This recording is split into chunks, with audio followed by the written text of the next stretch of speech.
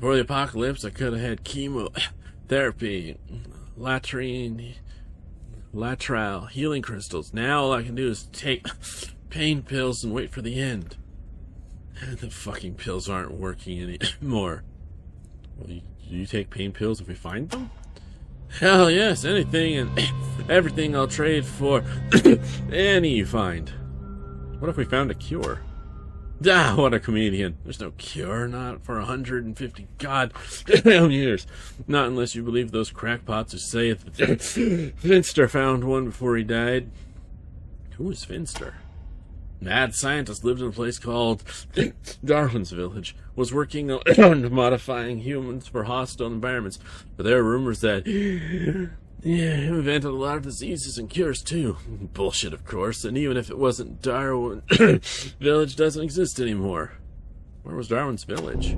North of here somewhere. Ask Sagara, but it's gone. The Rangers leveled it, then radiation ate it. Nothing left. What's Sergeant Sagara like? Thrasher, our map guy in the library, keeps track of where things are and where they used to be. Alright. Take care, Doc. Yeah, right. Can't talk right now, I'm a little loopy. Alright. Well, meds are expensive as crap, but that's not surprising, they're meds. Who's this? Sergeant Gilbert, Thrasher, Sagara. Okay. I'm gonna save before we, Whoa, you're talking already? Never cared much for High Pool, but saving them and helping Kate Pearson was a wise choice. They've been in danger of joining the Red Scorpions for a while now. You've ended that threat. Alright. There's no getting around it. Despite the bathrobe and slippers and the high-tech artificial leg, this guy is imitating. Fat, yes, but there's a lot of muscle under all that padding, and he's 6 if he's an inch. He's 6 if he's an inch? I'm not sure. Also, his fists are the size of canned hams. Yeah, no, you're the new recruits, heroes of High Pool, etc. Well, I don't do the tour. Flintlock does the tour. I just do maps. So unless you've got questions about maps, talk to him, thanks. What's so interesting about maps? Keeping accurate maps is an important part of a ranger's job. Knowing locations and distances, towns, oases, and resources keeps our communities alive. We also need to put new places on the map when we find them. Catalog who lives there and if they're a threat. Now, if you'll excuse me, I'll be getting back to it. So, we should be keeping out an eye for new places. We are always looking to expand our knowledge of the world. Write down all the places you visit on your travels, and when you come back to base, I'll reward you for any place we don't already have on our maps. The more the better. Oases are important. There aren't many places to find drinkable water out in the desert, so we try to keep the map current about which are pure and which have run dry. No, I'm not giving you a map. Part of becoming a ranger is finding water for yourself. We had to do it in my day, you'll do it in yours. Do you and Flintlock get along? His incessant chatter can be wearing, but I'm glad he's here. He acts as a shield for the idiots who would otherwise bother me. There's a tour? Every time Vargas brings new recruits to the Citadel, they always want us to show them around the museum. Well, I don't have time for it. You never pay attention anyway. Where'd you get that cool artificial leg? If you ask about it again, I'll tear it off and beat you with it. Come on, what if one of us loses a limb? You gotta keep it fixed like this to yourself? How do you feel about... I gotta ask. You're right, I'm being selfish. I had it from a woman named Dr. Kyle. Don't know where she came from, but she did excellent work.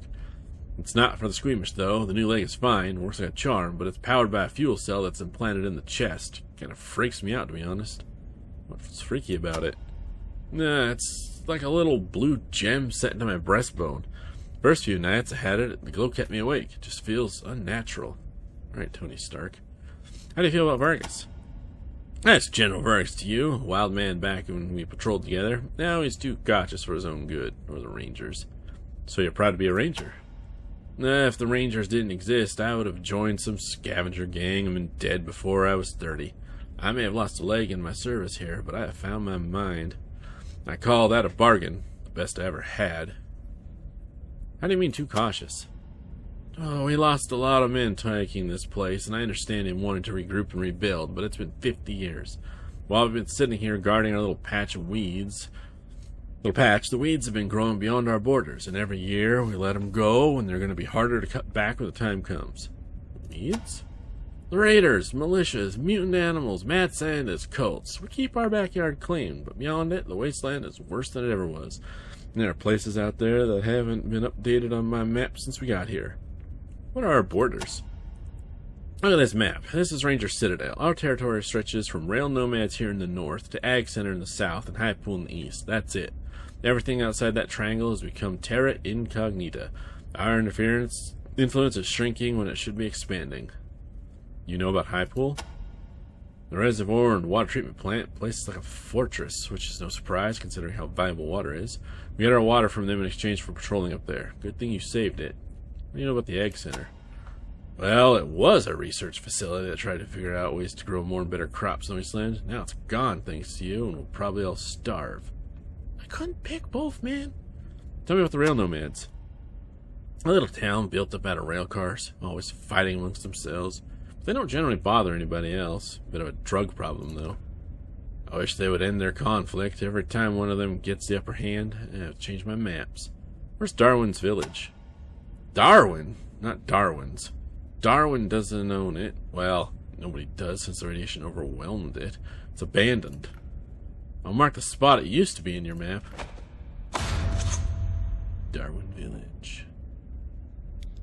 I'm assuming I'm going to need some high-class radiation suits to go there.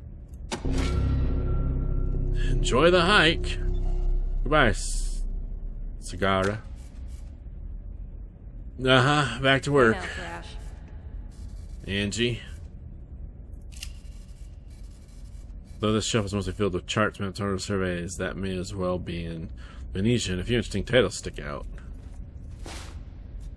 The History of the Desert Rangers Part 3 and Part 6. And Intelligence Report Part 1. I'm going to do some reading. Oh, thank you for keeping Stubbins Farm on the map. You're welcome. Oh. Can we... Guard interruptions. Yes, can I help you? If you haven't gotten any new map data from me, don't talk to me. Thanks. Okay, I don't have any new map data for you, obviously. Alright, let's go. I think you just head off this way now, right? Yep, it was a dead end. Let's back out the front. Sealed elevator that no one can use. Alright, let's head up this way then. Alright, before we do that, I'm gonna do a little reading. If you don't want to listen to me read a bunch of history books, by all means, don't. Look for the rest of Ace's logbook. Okay. We showed the page of Ace's logbook to General Vargas. General told us to find any. A question the merchant Ace mentioned in his note. Sounds like we can find him in the nomad camp. Gather raw materials to help restock the ranger's ammo supply. Alright. Deliver a lever to Robert Bowling's sister Katie in the Rail Nomads camp. Find painkillers to help Dr. Tedman make it through the day. Okay. Times Long Cancer has him in constant excruciating pain. He's willing to pay cold hard scrap for pills that ease the suffering. Good to know. Alright, inventory. Now, let me do a little organization here. This gun and their BBs. Okay. This can go here. And fix it. That would be Hex, right? Yeah. So give this to Hex. Now, Hex, can you read this?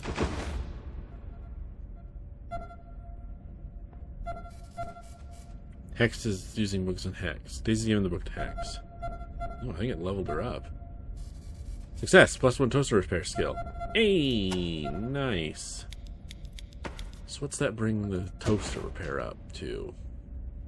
Hey, sweet. You still have the book? No, it was consumed. That's fine. Alright, let's... inventory. Daisy. Alright, so let's start with Intelligence Report 1.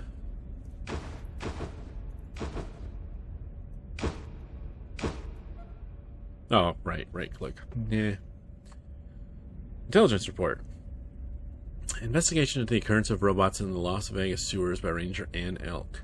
Brief. This investigation was ordered by General Vargas on February 12, 2099, to determine the source of the robots discovered in the sewers under Las Vegas and to calculate the likelihood of such a threat rising there again. Background. In 2087, General Vargas, then Ranger Vargas, and his fellow Rangers entered the sewers under Las Vegas, gaining access by following Friaren Brago's instructions to go through the Temple of the Servants of the Mushroom Clouds. That's a mouthful. Using a sonic key to open the door to the sewers. Considering how difficult it was to get into the sewers, it was reasonable to expect to find the place abandoned. Instead, the Rangers encountered heavy resistance from several forms of robots. The place was crawling with them from wall to wall, as the General put it. Yes, it was. But perhaps more striking than the sheer amount of synthetics that was their unique, often puzzling nature. Semi-intelligent cyborgs wielding firearms were the most normal, but others were much stranger. From scrounging the sewers for remains, and interviewing the surviving Rangers and eyewitnesses, we've discerned numerous distinct types. Names generally as used by the Rangers themselves. Lawman or Claw, close combat cyborg attack with their bare hands. Centron, centaurs made of a meld of metal and flesh were capable of galloping at high speeds. Cylon, cybernetic wolves recognizable by their wolf-like howls that, when sustained, decayed into static hissing. Tyrannosaurus, gigantic metallic reptile. Boa Tronstrictor, cybernetic giant snake. Note, as no remains of this creature could be found, and the Rangers only encountered them in the darkness, their exact nature could not be ascertained. Tronodile, mechanical crocodiles. Query, what purpose could mechanical aquatic life forms have in the desert? Hazel, a nightmare of metal, vaguely scorpion-like, but really not like any creature we know, capable of shooting metal spines from its tail. Cybertrike, cybernetic melds of man-like forms and motorcycles, known for the roar of their engine. Hexborg, squat, six-armed cyborgs, could use multiple weapons at the same time, surprisingly intelligent and adaptive. Query, if recovered and restored, could turn out to be quite handy. Interesting. History of the Desert Rangers Part 3. Okay, we're starting with Part 3. The History of the Desert Rangers by Ranger Simic. Holding back the tide. Though the Desert Rangers never gained the number to patrol the wastes in their entirety, it is thanks to their efforts in the century that followed that many communities in the Wasteland flourished. They helped protect the community of Highpool until it could rebuild the pre-war defenses that now make it the most well-protected source of water in the waste. The Rangers helped the rail nomads repair their trains and expand their rail lines, allowing them to establish a thriving trading and transportation network. They also helped the residents of the agricultural center go from a tiny farming community to a food research facility that has the potential to lead the Wasteland into a greener, healthier future. Rub it in. But despite these various successes, there was always a sense that the Rangers were doing little more than holding back the tide. That were they to relax, but for a moment, the raiders and madmen who lived on the fringes of Ranger territory would flood in and drown the young civilization before it had time to grow and stand on its own 2 feet. And then, almost a full century after the end of the war, in 2087, a new threat rose and threatened this tenuous equilibrium more than any danger the Desert Rangers had faced before. The robots. The History of the Desert Rangers by Ranger Simic. From Guardian Citadel to Ranger Citadel.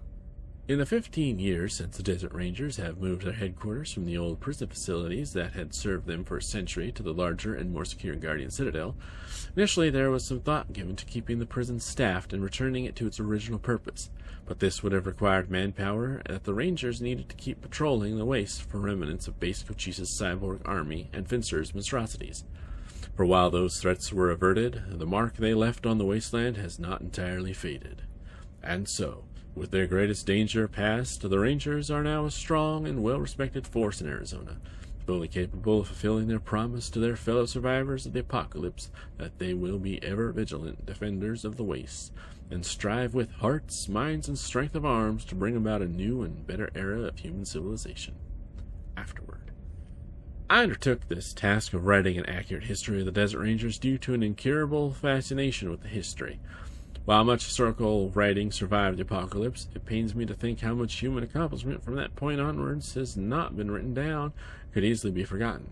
That being said, though I did my best, I perhaps understated the difficulty inherent in historical writing, and dare not claim every word in this book is true, but only that it is the most accurate history of the Wasteland I could construct. Ranger Simic.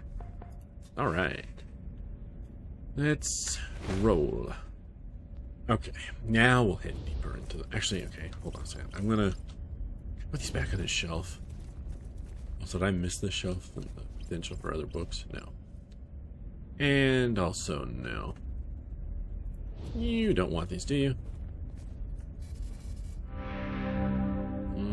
Tour. Can you give us a tour? Oh, let's take the tour. You want the tour? Terrific!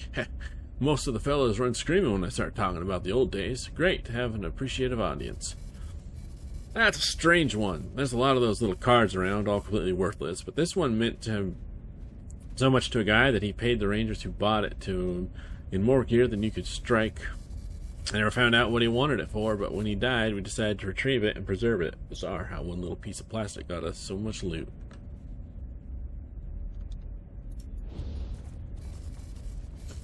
That's the head of one of the Desert Ranger's greatest enemies, Irwin John Finster. He was one of them mad scientists tried to make people into mutants or some such. Can't recall the details. All I know is he was so mad he turned himself into an android. Didn't help him when the Rangers caught up to him. Lost his head over it. In fact, kind of spooky the way his eyes follow you around the room, ain't it? That's creepy. There are a lot of fake blood staffs lying around, but this is the real one, I promise you. We took it off the corpse of the blood priest himself. Nobody knows exactly what its purpose is or what it does. Secrets of its origins are lost to the mists of time. That, and we lost the manual. I hope you're making good use of the Red Rider since I gave it to you on the loan. Keep it safe. We just put it back. I don't really need it. Isn't she a beauty? Top of the line and the heaviest hitter of her day. Non-operational now, I'm afraid, but can't find any replacement parts. But I still polish her muzzle every day.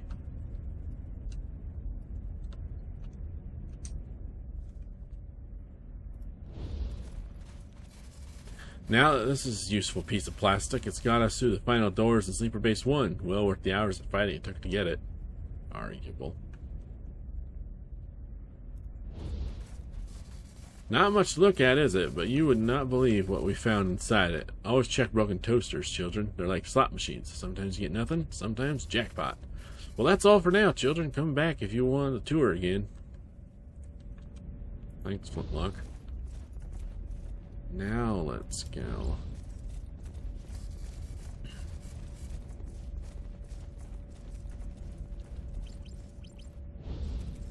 Alright. Pioneer Richard DeLeo?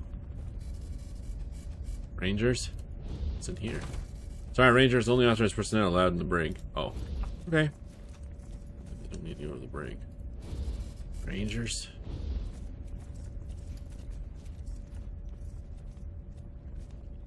Kitchen. What's this door? A door. You see many like it. Sergeant Bell? Hey, Rangers, name's Bell. Sergeant Bell. How's it going? Bye. It's dangerous out there. Keep your eyes open, Rangers. Okay. Why can we talk to him but not talk to him? That's weird. Ah, you must be TNT 10. You saved High Pool, huh? Well, I guess that's a good thing, but Ag Center grows those watermelons I like blowing up. Wish you'd saved them instead. Everyone wishes I'd saved it. Huh, hang back a minute now. I'm just finishing up this priming assembly, and it's a little tricky. A leather-tough Asian man with the welding mask flipped up to reveal a friendly, deeply lined face. He has scars and burn marks all over his arms, neck, and head. You also notice that he only has 2 fingers and a thumb on his left hand. There, all done. Now what can I... it's the Heroes of High Pool. Oh, come to see where the magic happens, eh? Well, this is it. I'm TNT Tan, the man who makes all your problems disappear in a puff of smoke. And you're the kids the general is sending off to solve the mystery. Poor old Ace got Ace trying to find the answer to. So you knew Ace? The latest casualty in Vargas' war on ghosts. Why a good man had died chasing a few garbled radio signals, I don't know.